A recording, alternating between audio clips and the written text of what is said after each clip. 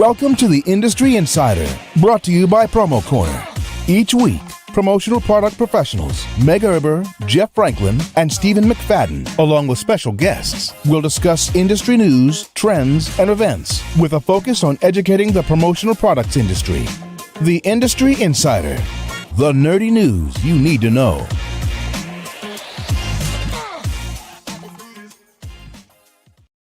Welcome back to yet another exciting episode of the Industry Insider, your promotional products podcast where you can get all the nerdy news you need to know about. My name is Jeff Franklin, National Accounts Manager with Headwear USA. I'm joined today by three other lovely folks. But of course, before we get to them, we got to tell you about our fine sponsors for today. This broadcast is brought to you by PromoCorner. PromoCorner provides digital marketing solutions for suppliers and distributors, and their services include email broadcasting, banner ads, sponsorship opportunities, content, and more content, blogs, vlogs, and podcasts, video services, and Promo Show, a platform for private virtual events. Contact sales at PromoCorner.com to learn more about the services and tell them you found out about them from Industry Insider. Why don't we say hey to Meg Erber. Meg, how are you doing? I'm doing good. I'm doing great. I'm really excited that we are live today. It's been a few weeks, and it's really good to see you guys. Yeah, it's been a minute. So tell us about your toe. I hear there's some issues going on there.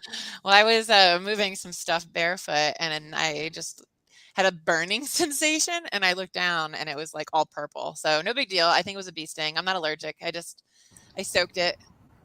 So public service announcement: don't go like moving boxes barefoot. around the yard, because there's like bees out and stuff. It's funny. I was actually looking down in the clover. I'm like, man, there's usually a lot of bees here. I don't see any though. Yeah. You did it to yourself. I know. You didn't see it, but you felt it. Stephen McFadden, how are you doing? I'm good, and I have to apologize for Meg for calling her Amber Heard as she was complaining about her bee sting on a text chain. But I'm doing great. We're rocking and rolling. It's busy, very busy. Awesome. Yeah. Very, very busy. It's definitely that time of Jeff, the year. I'm doing all right, man. Hanging in there. Weather's good. Work is good. Just trying to get through it all. And there's a lot to get through, that's for sure. So we are joined by a very special guest, a repeat customer, if you will, Mr. CJ Schmidt with HIT Promo.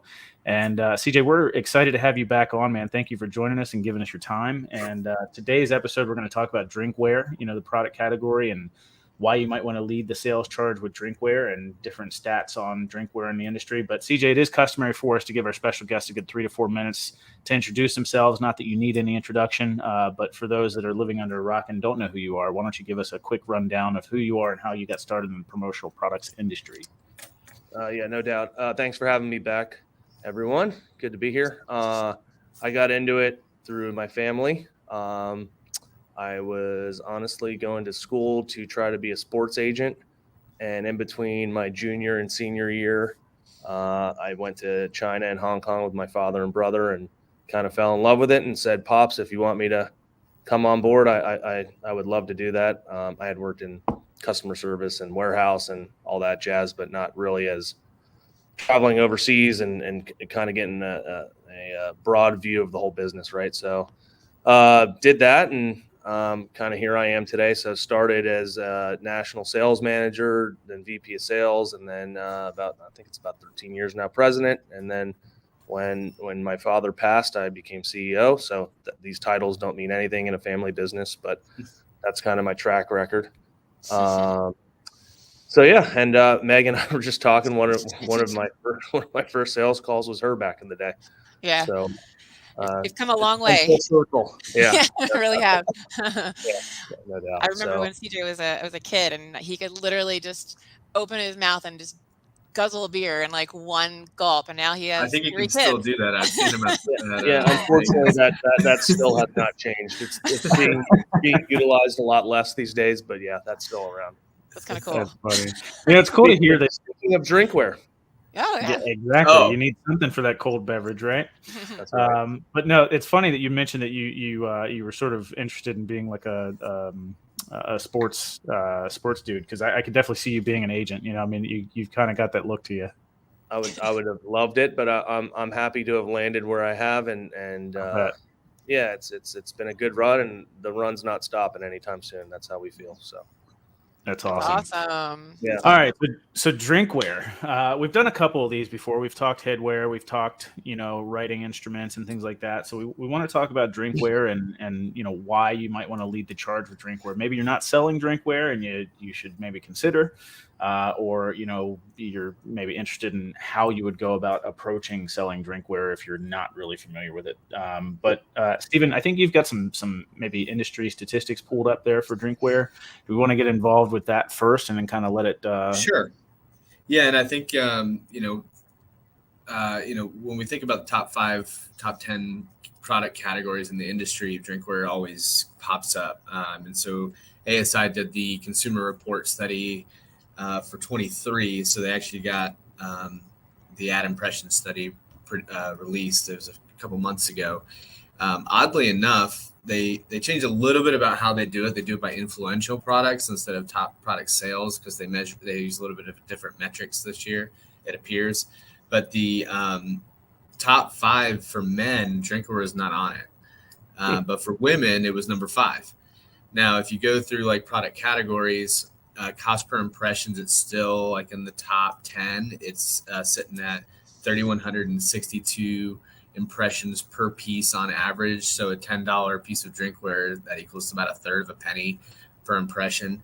63% of end users that receive drinkware will keep it for longer than one year. So that's a pretty good stat about how long pieces last. Can I interrupt you for a second, real quick, Steve? Yeah. For a second.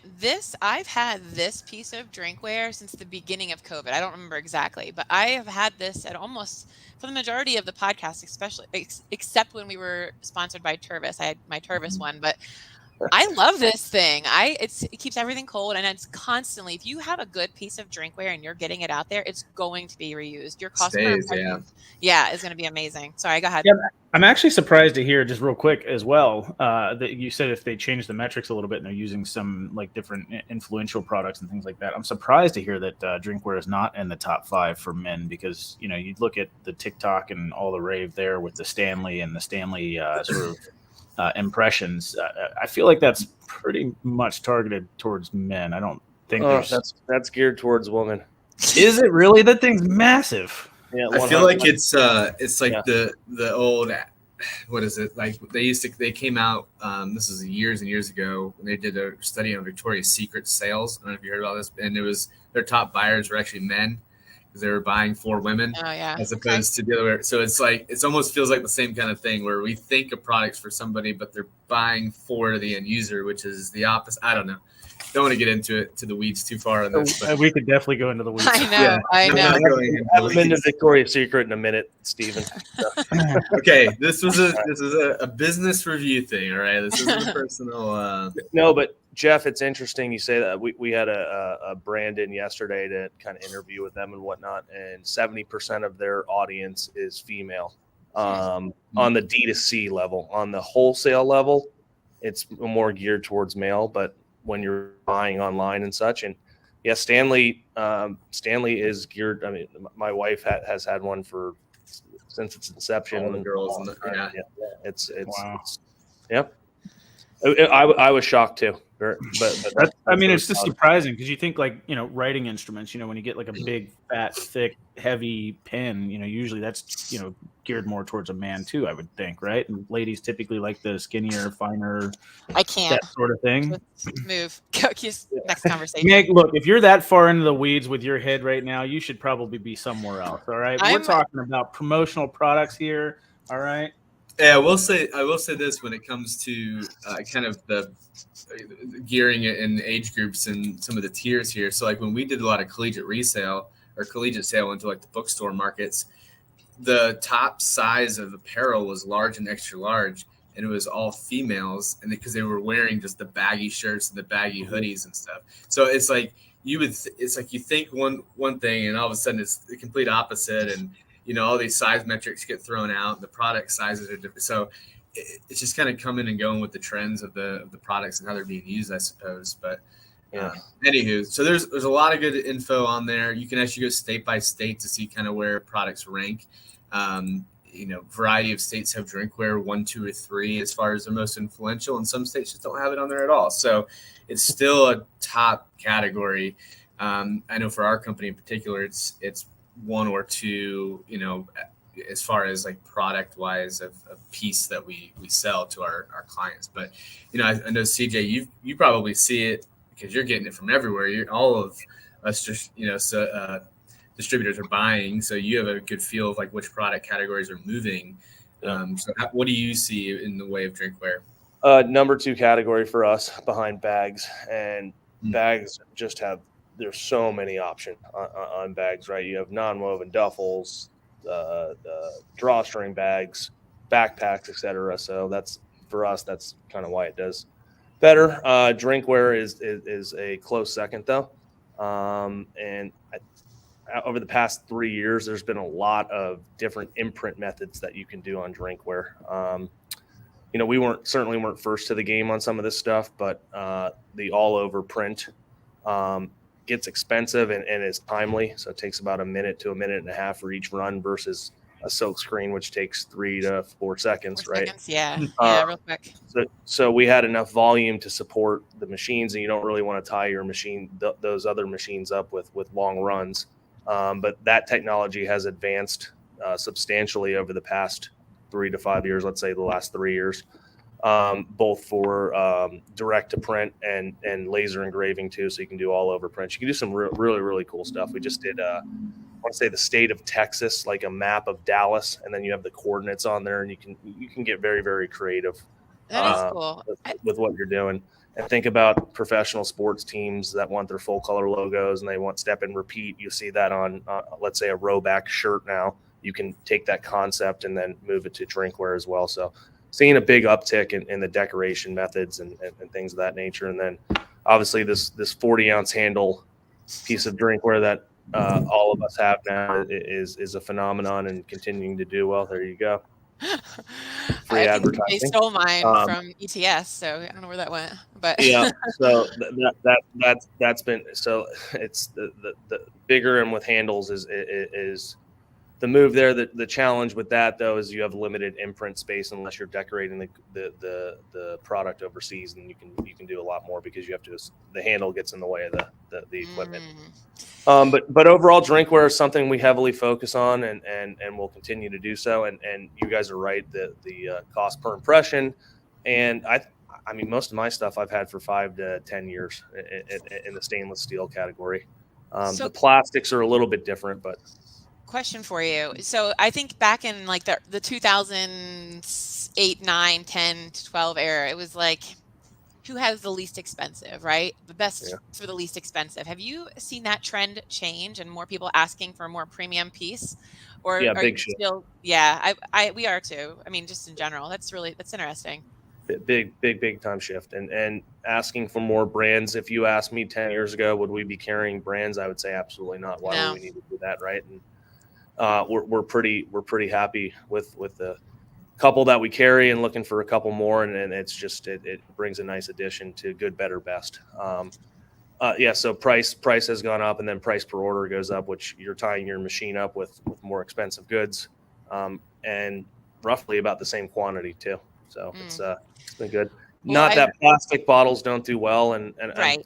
I'm sure I'm going to read your mind and segue into sustainability and RPE and things of that nature. And we're seeing a big push there. So a lot of the plastic bottles we buy in the United States are pretty eco-friendly. They're not 100%, right? But they're doing enough good to help. So we've seen an uptick slightly there. But the higher end stainless steel drinkware double wall is by far the biggest category we have. Yeah. So since you mentioned that you're seeing an uptick in the quality of things and people were, wanting better quality stuff rather than like just necessarily cheapest thing, for the layman out there, like how would one detect what's the difference between like a $5 tumbler and a $15 tumbler? What are the things for people to look for in drinkware? So a $5 tumbler will either be plastic, double wall plastic, and then you'll move up to aluminum. Then you'll move up to an outer wall that would be plastic, and the inner wall that would be stainless to keep the drink cold for a longer period of time. And then you go all the way up to your double wall. And then obviously as the size gets larger, it's more expensive. So Is the vacuum seal the best? Is that will that keep it the coldest? I don't know. They're all vacuum sealed. All these, Oh, okay. all the double wall stainless steel. There's what's called copper insulation, and that's the let's say Mercedes of them. But there's really not that big of a difference. Okay. Yeah, mine are diamond insulated. It's a nice marketing function, and there is a little bit.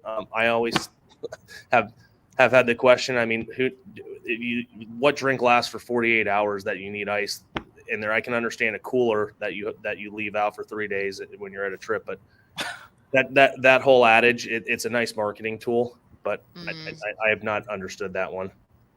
I agree with you, but I mean, we were just talking about, how fast you can down a beer. So 48 hours is not necessary. No. So being a t-shirt guru, t-shirt slinger is what I guess I call myself. I just bought a house up in Maine, and I'm going to use it as an Airbnb. And one of the things that I'm giving to my Airbnb guests are actually a coffee mug. I do the 2 coffee mugs and with a little logo on it. And I'm asking my guests to post a picture with one of their memories that they had at the lake house with their mugs, tag me on social, give me a review on Airbnb. So I'm actually using Drinkware for that as an end user, I guess, for my social media campaign. Yeah. Yep. We have a lake house up in Upper Peninsula where my wife's from, and you name your cottage right. So we've named it, and we do kind of the same thing. We give away, if someone comes over and they need a drink to go or whatnot, we give them a nice double wall stainless to go cup, and it's kind of cool, right? I haven't broached the social media aspect of it, but it's a nice touch, and they'll remember. Hopefully, they'll remember that day with you or that weekend with you or whatever it was. Yeah, I think so. It's like you take this trip, right? That you're going to spend time like off the internet, basically, with your family. You're getting some real good time, and then you're making these memories. And if you get to, the one thing I always get when I go up to Maine is a coffee mug. I literally half the coffee mugs in my cover are from Moosehead Lake in Maine. So I'm like, it's just something that I get when I travel. I like to buy mugs in different places. I don't know. So I think that's just people go there to do it. My wife's the coffee mug guru too of wherever we travel, so you're not alone. No, I love it. Even though I could probably CJ, make it pretty quickly for her. So with Drinkware, obviously HIT's not like a small supplier, you know what I mean? Yeah. So for you to say that Drinkware is the number 2 product category for you guys, that's pretty big. Do you find that most people are reactive with Drinkware sales or more proactive? And is there a reason to be more proactive with them? All right. So now that the digital and laser engraving aspect has gotten more prevalent, it's a lot easier for us to do spec samples. You don't have to set up a screen, mix ink, etc. So I think we've gotten a lot more proactive, and our sales folks have gotten more proactive with the distributor base and saying, hey, this is a really cool deal we did for XYZ customer. We don't tell them who the distributor was, who it was for, but in this industry, I think you do really well with that. I know you deal in the banking industry. I'll just use that. Mm-hmm. Can we do a spec sample for you and whatnot? Oh, sure. That's cool. Right. So it's enabled us to be a little bit more proactive. That's all I got on that one. Yeah. To add to that, Jeff, there are some product categories that we kind of discussed already that are kind of add-ons or can be kind of secondary in nature, but they're still good value. But Drinkware is one that we tend to lead with. So it's that, between that and as far as our nicer pieces, if they say, hey, give me some good, better, best options, typically we'll have our Drinkwares up in the top categories because there's a lot of options, great canvas, great decoration, easy to package or use as the packaging vessel. So it's just a good all around piece that will be used and last a long time. So I think that's a really good call there on the packaging aspect too. We put a lot of candy and things during holiday season and Valentine's Day, things of that nature. Also with kitting, Drinkware's 9 out of 10 times included as some aspect when you're doing a kitted order for us. And they also, believe it or not, mail pretty well. The Mail Innovation, FedEx, I forget their version of it, or U.S. Postal Service has pretty competitive rates if you stay under 2 pounds. So that's an easily mailable product and whatnot when we're doing print on demand or one-off ships or online stores or back in COVID when we were shipping to everyone's residency. Yeah. That's a really good point. Cool. I know we have to wrap this up soon, so I just wanted to touch base real quick. You guys, HIT Promo was one of the early adapters for the Promo Cares Water for Good campaign. When Scott told us what you guys were going to do, I literally cried. I think it's absolutely incredible that you guys are taking percentage of your drinkware sales from Q2 and all your drinkware sales, not just like 1 or 2 items, all of your drinkware sales, and donating that to the Water for Good campaign, which will allow us to go build water towers. And you guys are going to be one of probably the biggest ones, if not the biggest. So I want to thank you for that. It's an incredible, partnership, number one. But was there anything that made you guys want to get involved? Was there something that just like rang true to you guys that really? I've visited a lot of third world countries, and I've seen lack of water, and I just think it's no matter what side of the political fence you're on and whatnot, people need water to survive. Mm-hmm. And for me to be able to walk in my conference room right there and just fill up my water is very easy, right? Or get a water bottle, a Zephyr Hills or whatever. Maybe a lot of kids can't. I remember at an early age when we were on the road 48 weeks out of the month, like we were. You're at airports and you see things, and it wasn't the Water for Planet Water Foundation, but it was something very similar to that. And I wasn't making a ton of money back then, but I donated a percentage of it was like tithing essentially. And that was a cause I always believed in. And then we partnered with Scott when we had our the brand that they had exactly, and that was part of the whole mission. So I got really briefed into that whole equation and amazing. Okay. Was very, very supportive of it and donated a decent amount of my own money to it. And I just think it's a great cause, and there's no harm to it, right? You're truly helping people here. So yeah, we're donating 2% of sales. To be very honest, like stuff on closeout and things that we had to air in and things of that nature that we're already kind of under the water on, we're not including in that. Yeah. But I would say it's 70% of our product. And I think after the first 3 weeks, we're at $26,000 or something of that nature. So that's incredible. See, it's great. Yes, no, it's good. And I urge not, I saw some other people jump on, and great, and please continue to do so. But don't just make it we're trying not to make it just a 2 or 3 month thing here. We're trying to make this part of our process, right? So it's cool. It's and something, again, very easy to support. And Scott is leading some great charge. He did a lot of homework on this, and it's not some bunk charity that it's going to somewhere and you're never going to see it again. There's real results here. Oh yeah, and at the end of the day, we're taking a bunch of volunteers down to Mexico to build these water towers, and we're doing it in the communities that we're already drawing resources from. So we're able to give back. It's not just talking about it. It's not just creating awareness. We're actually providing an action at the end of the day. We're going to these communities. We're building the water towers. They're going to go into the schools so that the school children all have access to it during the day, and the actual community has access to it after.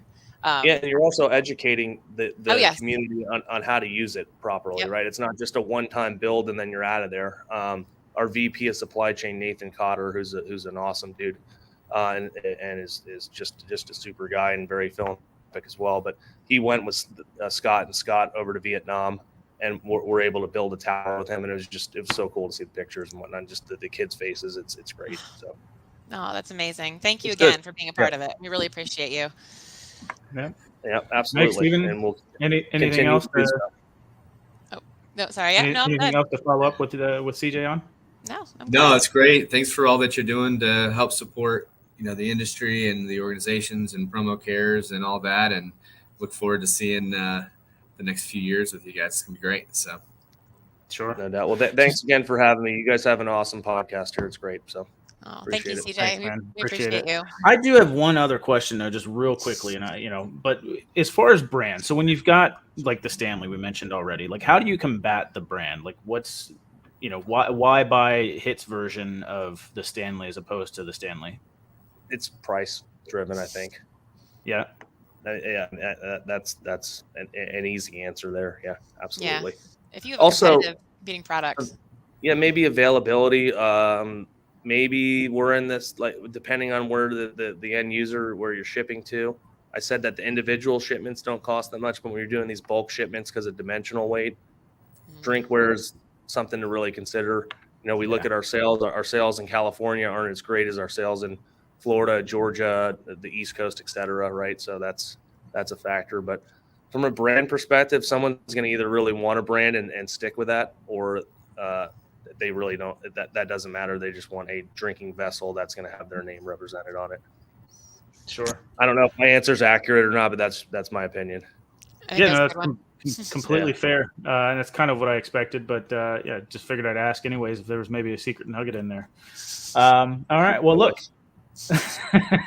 Today's broadcast was brought to you by PromoCorner. They provide digital marketing solutions for suppliers and distributors, and their services include email broadcasting, banner ads, sponsorship opportunities, content, and more content, blogs, vlogs, and podcasts, video services, and Promo Show, a platform for private virtual events. Contact sales@promocorner.com to learn more about the services. Tell them the Industry Insider sent you there. And CJ, as always, man, really awesome having you. Thank you for giving us some of your time today, and look forward to the next one. Yep. Cheers. Thanks, guys. See you. Until next time. Yeah.